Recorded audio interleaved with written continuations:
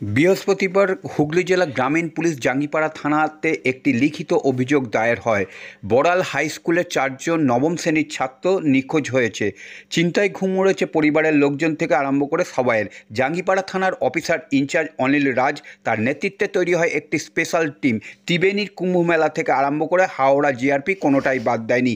শুক্রবার সকাল 10টা নাগাদ পাওয়া যায় সেই 4 নবম শ্রেণীর নাবালক ছাত্রদের। শুক্রবার সন্ধ্যায় সাংবাদিক সম্মেলন করে রীতিমতো রোমহর্ষক বিবরণ দিয়েছেন এসডিপিও তমাল সরকার। উপস্থিত ছিলেন সার্কেল ইন্সপেক্টর সন্দীপ গাঙ্গুলি, জাঙ্গিপাড়া থানার ভারপ্রাপ্ত অফিসার ইনচার্জ অনিল রাজ ও সাব ইন্সপেক্টর প্রীতম দাস ছাড়াও ছিলেন পুলিশের আধিকারিকরা। পুলিশ জানিয়েছেন যে 4 জন নবম শ্রেণীর ছাত্র স্কুল যাবার নাম করে বাড়ি থেকে বেরিয়েছিল। স্কুলের সময় অতিক্রান্ত হওয়ার পরও বাড়ি ফেরেনি।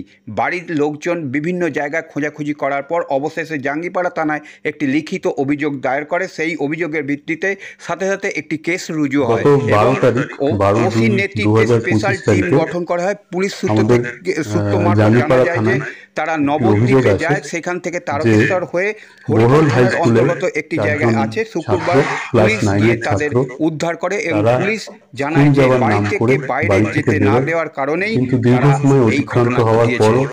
তারা বাড়িতে ফেরেন, তখন তাদের অভিভাবকরা সম্ভাব্য বিভিন্ন জায়গায় খোঁজ খবর করে, কিন্তু তা সত্ত্বেও তাদের কোনো সন্ধান না পাওয়ার জন্য তারা থানায় এসে একটি লিখিত অভিযোগ দায়ের করে।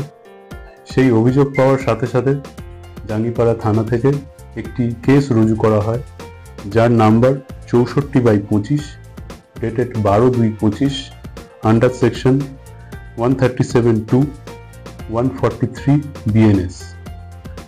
এই অভিযোগ পাওয়ার সাথে সাথে আমরা তদন্ত শুরু করি।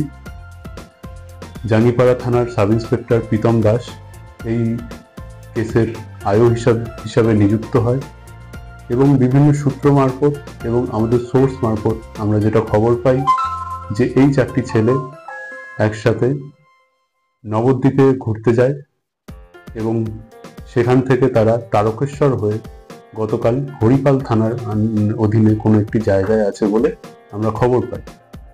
এরপর সাথে সাথে আমরা হরিপাল থানায় যোগাযোগ করি।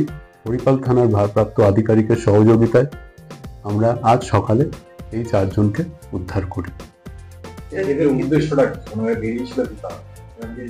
এরা মূলত নাবালক আছে, 4টে ছেলেই নাবালক আছে। বেসিক্যালি যেটা বিভিন্ন সময় এরা বাড়ি থেকে বাইরে বিভিন্ন জায়গায় যেতে চায়, কিন্তু বাড়ি থেকে বাধা দেওয়ার কারণে বাড়ি থেকে না জানিয়ে তারা ঘুরতে যাওয়ার উদ্দেশ্যেই তারা নবদ্বীপে গিয়েছিল, যে এটা আমরা এখনো অবধি জানতে পেরেছি।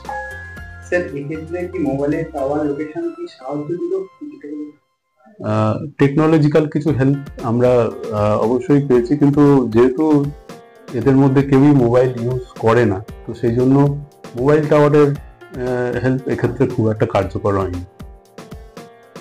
দেখা গেছে বারবার নাবালক নাবালিকা এরা চলে যাচ্ছে, মানে এই সময় বারবার দেখা গেছে, বারবার অভিযোগও হচ্ছে। কারণটা কি হচ্ছে, মানে এদের এই প্রবণতা বাড়ছে? দেখুন, এর একটা বড় প্রবণতা হচ্ছে মানে অ্যাওয়ারনেসের অভাব। এছাড়া বর্তমান যুগে যে সোশ্যাল মিডিয়ার যেমন ভালো দিকও আছে, তেমনি তার খারাপ দিকও আছে। তো সেই জন্য তাদেরকে এগুলো সম্পর্কে অবহিত করার জন্য আমাদের জেলা থেকে বিভিন্ন পদক্ষেপ আমরা করছি। যেমন আমরা প্রতি মাসে স্বয়ংসিদ্ধা, সাইবার অ্যাওয়ারনেস, এগুলোর আমরা আয়োজন করছি।